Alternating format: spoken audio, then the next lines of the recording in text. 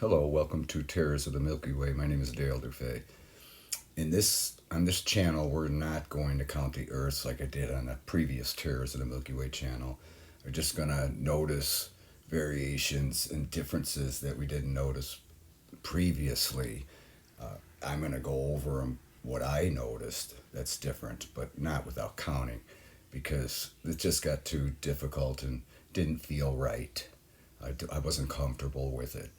It got over 80 on the count, and I know it's beyond that. But again, I felt uncomfortable about doing it, and I'd like to clean it up and just start off with just showing the difference and variations we can see on the Earth. On this channel, I'm going to concentrate on that.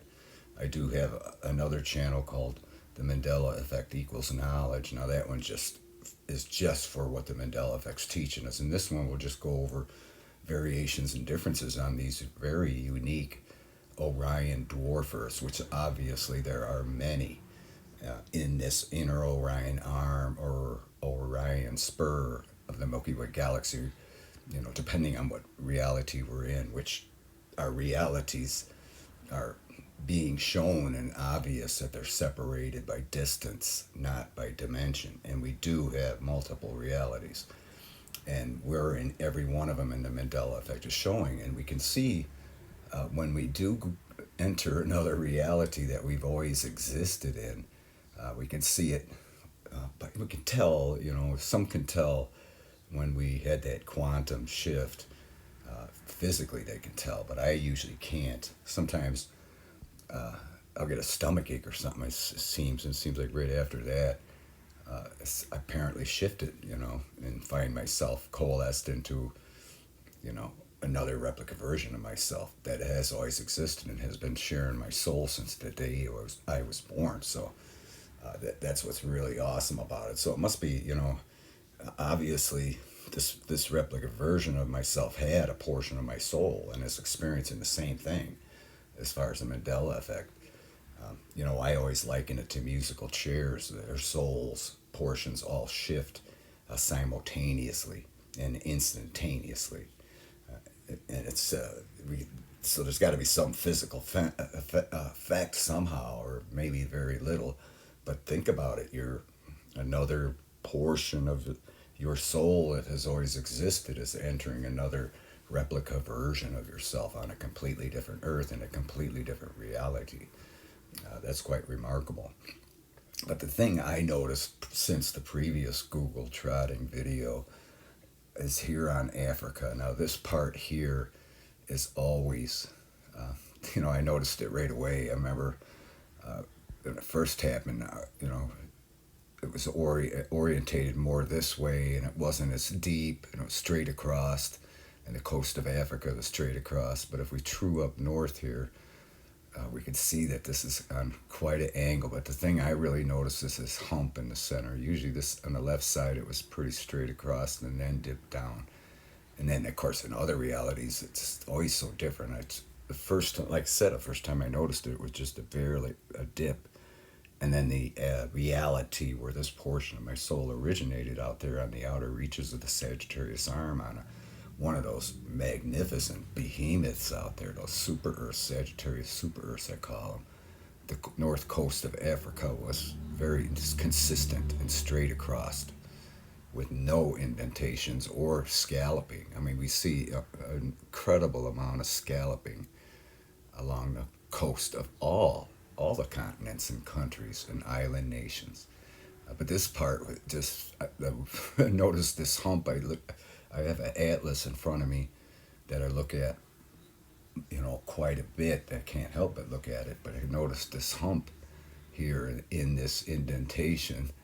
I believe it's still the Mediterranean Sea. They don't have a Gulf name for it. They may, but it seems like this has to be here in order for the Sicily to still have some clearance, in the Mediterranean Sea.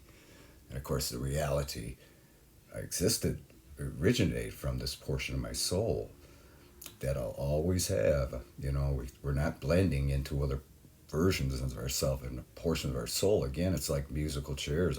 Every portion of our soul is shifting at the same time in this quantum flux.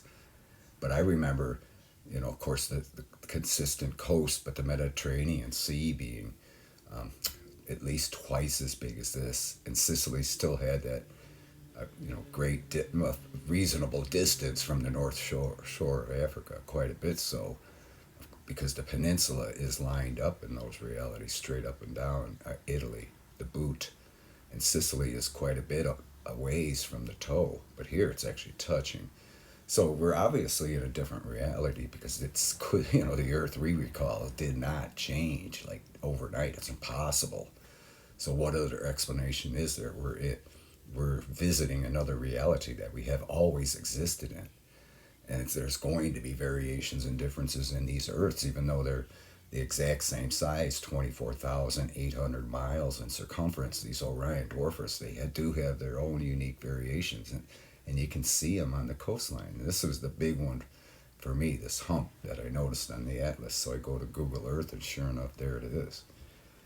It's remarkable. It's very noticeable. That wasn't there in the last reality. Of course, if you go into the previous Google trotting video in this library on this channel, it'll show this, because nothing leaves the Earth. Of course, this version of myself, whatever portion of my soul was in it we all did the previous video, they're going to do it representing the Earth that they're in the reality they're in at that moment. But these things don't leave. This is not going to leave. The video I did in the previous reality is not going to leave that reality. Everything stays in each reality. The only thing allowed to go into all these realities is our spirit, our soul.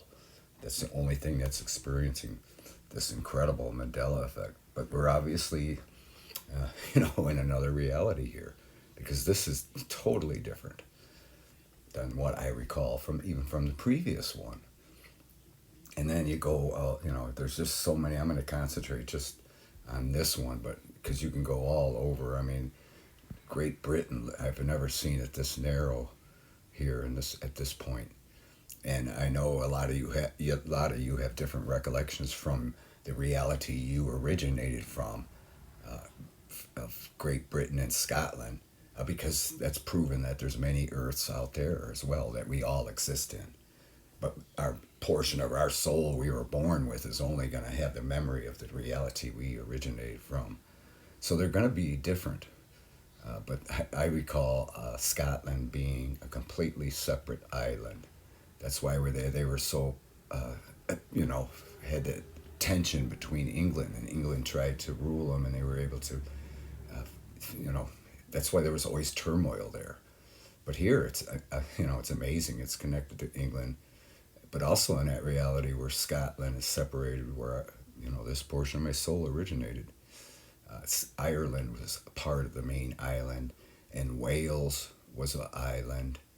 It was called the Isle of Wales, and it's just amazing to see it different. But I know many of you aren't going to recall that, because you're coming from different realities where your portion of your soul originated, where we're all at. All of us are there in the reality you recall.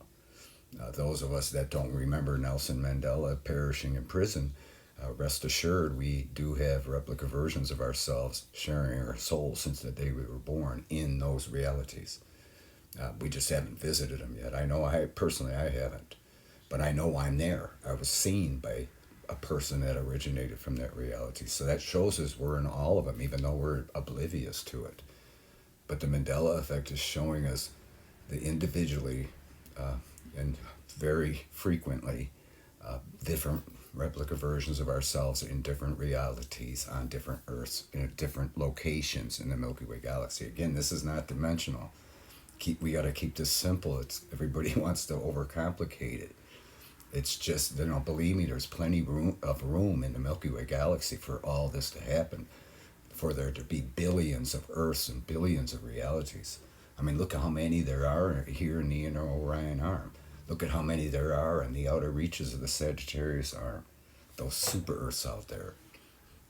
It's showing us that the Earths grow as they age. They start from the galactic center and venture out to the galactic tips. Many of us came from realities out there. I know the one I did was practically off the galactic plane. It was so far out. Maybe it's calving right now as we speak. That's what's causing the Mandela effect. Maybe there's a new solar systems with Earths in being created from the galactic center. I'm sure the galactic center doesn't take a break. It's constantly creating. There's evidence of it. All the gamma radiation is just explodes up from the north and south plane, from the plane of the galactic whole galaxy, the galactic center. It goes up like 50,000 light years. It's remarkable. There's a lot of dynamic energy there. It's not a black hole. It's a white hole creating matter, all matter in the Milky Way galaxy. And Mandela effect's revealing that there's plenty, who knows how many solar systems that have Earths in them, that have been created and no doubt are still being created. That's an interesting thought, isn't it? And while that's happening, some are calving on galactic arms. The galaxies are not colliding, they're calving. And that's very evident and has been proven, but yet covered up. The Reading report proves it. But they're not going to talk about it because it's it's a front to the Big Bang Theory.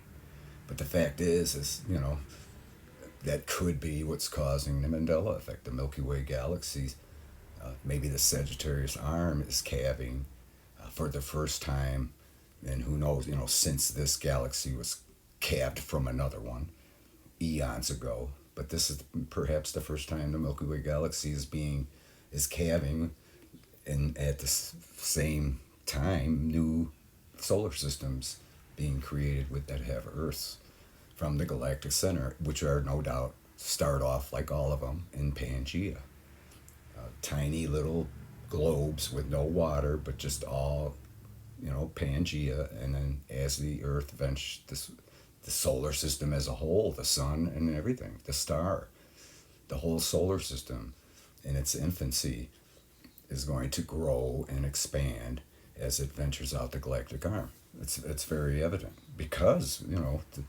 those super Earths out there with their incredible solar system and their companion planets and the star they orbit. They're much larger than here as a whole. It seems these solar systems here are so small you can see the companion planets with the naked eye here. It's incredible.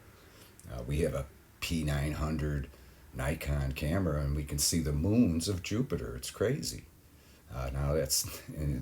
You couldn't do that without a high-powered 10-inch telescope on Sagittarius super Earths, but that's because you can't see the planets with the naked eye. They just look like the stars up there. Everything's white. The stars are white. The Milky Way galaxy is white. There's no color. The planets are all white. They look just like the stars. You can only tell they're planets because they move. The precession of movement is different than the stars beyond. But that's the only way you can see the planets, not with the naked eye. But here you can. It's really remarkable. So that's how small these solar systems are. But we know that this solar system with this Earth and this reality and all the other ones we've visited and are yet to visit are going to venture out of this arm. Probably takes millions and millions of years and grow as they do.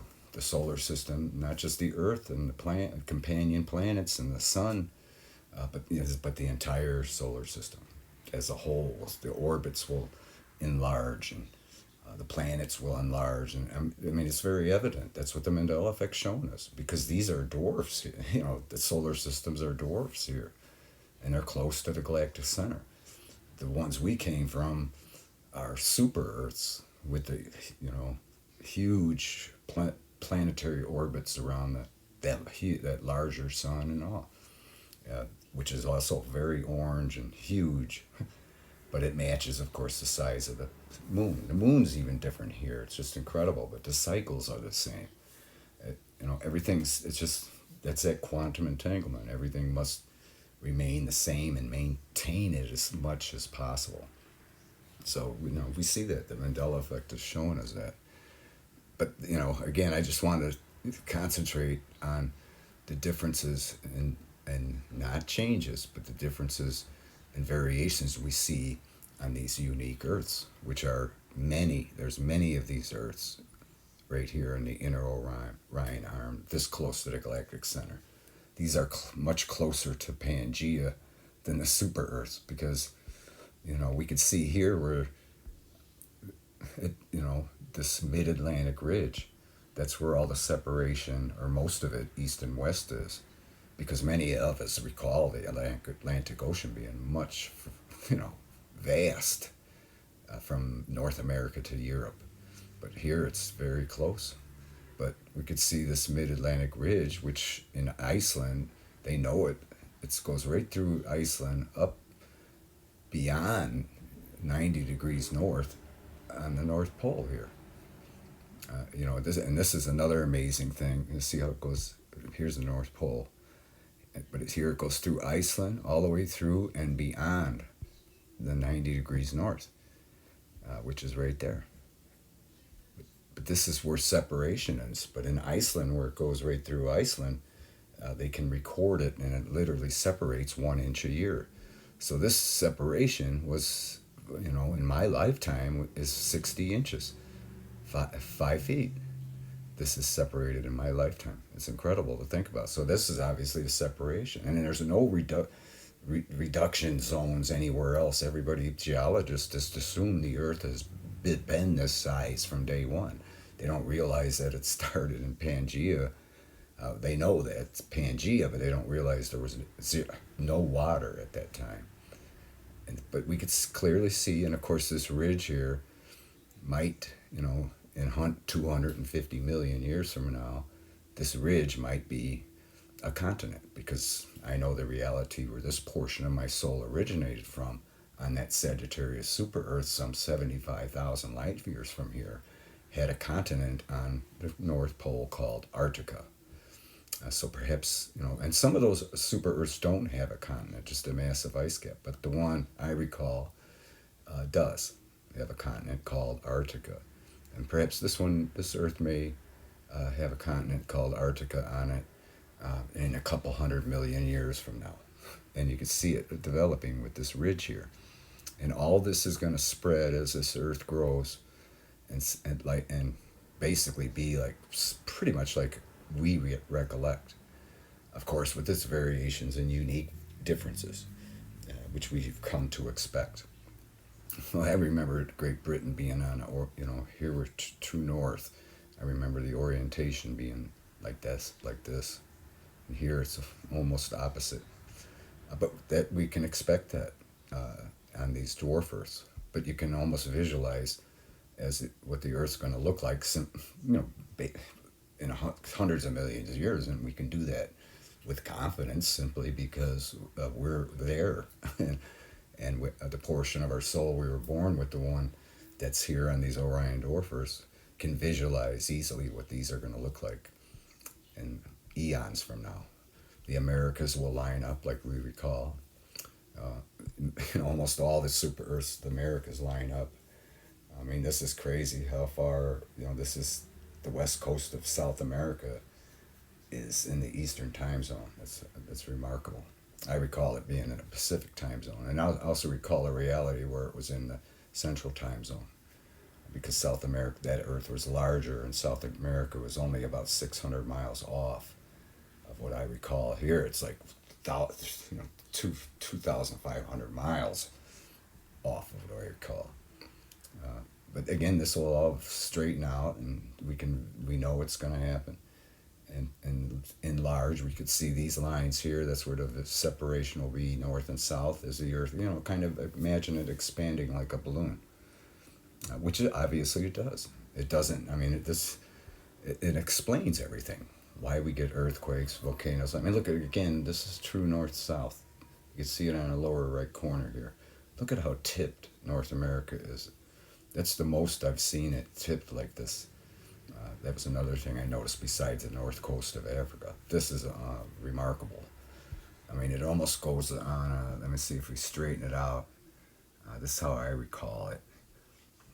Even in some of the previous realities in these Orion dwarfers. But you could look down here and you could see it's like five degrees off from what I recall, and even in the previous reality. So true it up here, But look at how slanted that is. It's crazy. But yet Lake Michigan still maintains a true north-south. That's remarkable. And boy, I see variations in the Great Lakes a lot. And again, come to expect it, no surprise. But the neat thing about it is it helps us to realize that, wow, we shifted. We're inside another replica version of ourself that has always existed. We're in their reality. It's really remarkable. Then you can look at people and say, wow, I'm looking at another replica version of that person. People we know, our family, our pets. We can look at our pets and say, wow, I'm looking at another replica version of a pet that has always existed that I never knew before. That is exactly like the pet I recall. And you can see that they too have a very similar character and personality because they're sharing a fractured and splintered soul with who knows how many replica versions of themselves. The same as many as us.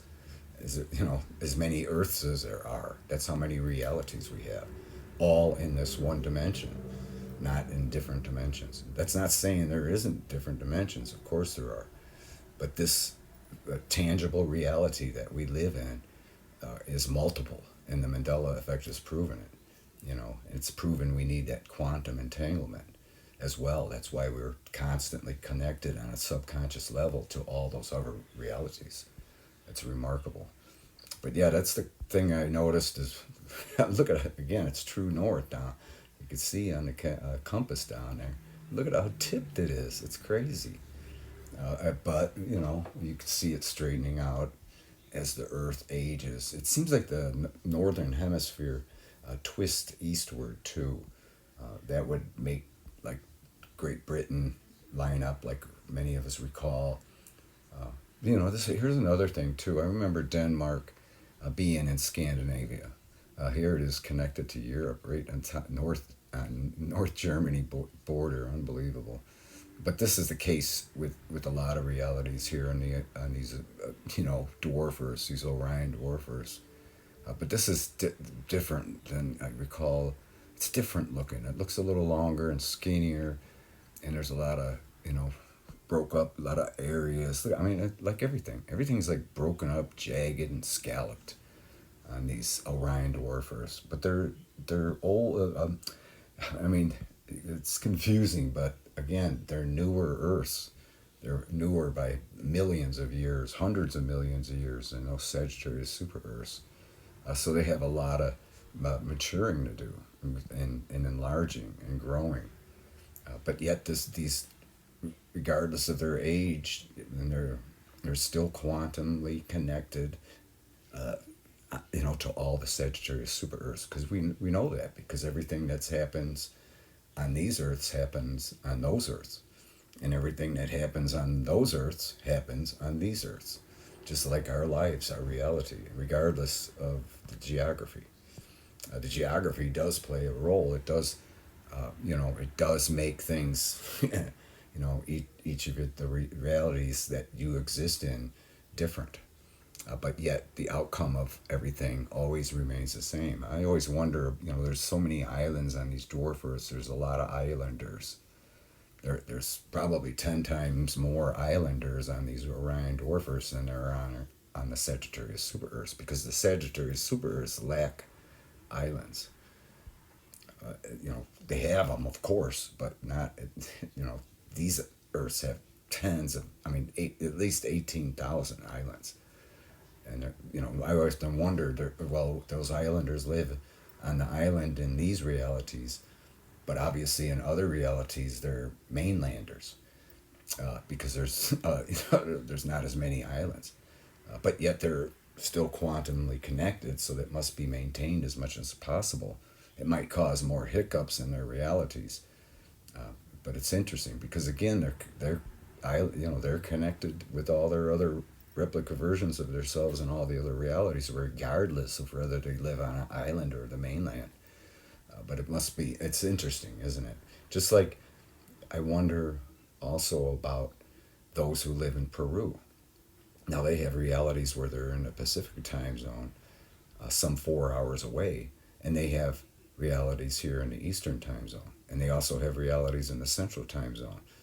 But maybe that just because they got realities in every time zone, maybe it's a smooth, but again, think about it. They got realities that are retiring to bed about 4 hours later than they would be here. That's an interesting thought. But because they're all their souls and portions in all those replica versions of themselves and all those realities are connected constantly on a subconscious level. So it must be interesting. Maybe that's why they need to do fiestas down there. Interesting thought, isn't it? But again, it's a fact. They have all their multiple realities, like we all have, are in different time zones here. Whereas in my case, I'm here just on the western edge of the eastern time zone. But that's going to be the same in every single reality because North America just always seems to be, plays a major part in time zones because time zones are created by humans, and they were mostly created in America because of the trains and things and the schedule. So that's always going to be the same regardless of the Earth or where the meridian line is, which is always just off England here, Manchester. It's always the meridian. So everything's going to always pretty much be the same as far as time zones go, and all being connected subconsciously to all the other replica versions of yourself. So it must be different for these people down here, their realities. Again, maybe that's why they need fiestas. I know they might do it in Mexico, and that's pretty much going to always be in the mountain time or central time. But again, and then in Central America too. Interesting thought, isn't it?